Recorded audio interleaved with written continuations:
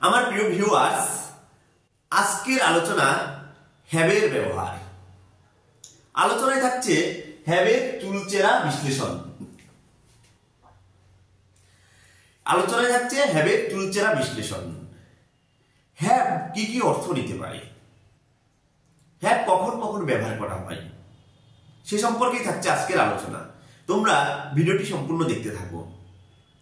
Have verb সাধারণত আছে বা থাকে বা রাখা বা মালিকানায় রাখা বা মালিকানায় থাকা অর্থে হ্যাভ ব্যবহার করা হয়।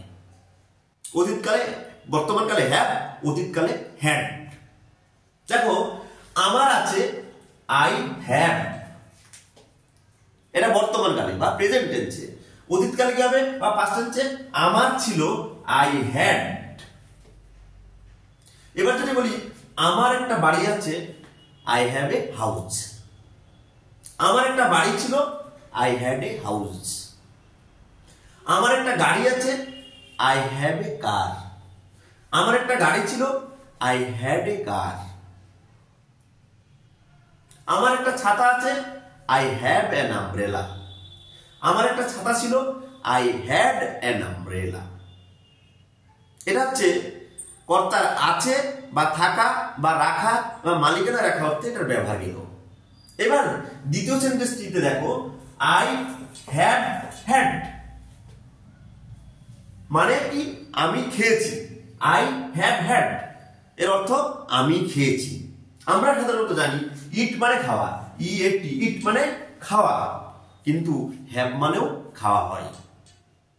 তাহলে আমি খেয়েছি ইংরেজি কি হবে? I have had. অতীতকালে কি হবে? আমি খেয়েছিলাম, আই হ্যাড হ্যাড। অর্থাৎ হ্যাভ ভার্ব খাওয়া অর্থও ব্যবহৃত হয়। যদি বলি আমি ভাত খেয়েছি, তাহলে কি হবে? I have had rice. আমি অনেক ফাস্ট ফুড খেয়েছি, I have had a lot of fast food. একইভাবে আমি ভাত খেয়েছিলাম, আই হ্যাড হ্যাড রাইস। আমি অনেক ফাস্ট ফুড খেয়েছিলাম, I had had fast food.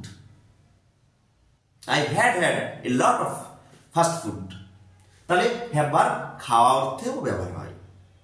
তৃতীয় সেন্টেন্সটিতে দেখো, আই হ্যাভ হিম, আমি তাকে দায়িত্ব দিয়েছি। আই হ্যাভ হিম মানে আমি তাকে দায়িত্ব দিয়েছি। তাহলে দেখা যাচ্ছে হ্যাভ ভার্বের পর যখন কোনো পার্সন থাকবে, অর্থ দাঁড়াবে হচ্ছে দায়িত্ব দেওয়া।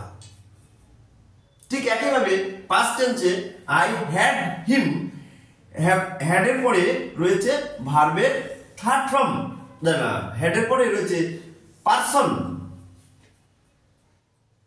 তাহলে পার্সন থাকলে হবে দায়িত্ব দেওয়া।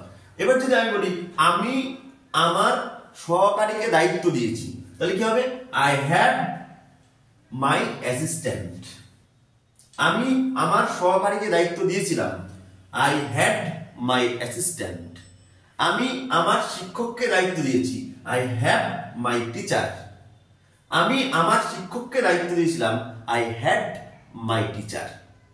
তাহলে হ্যাভ ভার্বের পরে যখন কোনো পার্সন থাকবে, অর্থ দাঁড়াবে দায়িত্ব দেওয়া। আশা করি তোমরা বুঝতে পেরেছ। ভালো লাগলে লাইক এবং কমেন্ট করে দিও।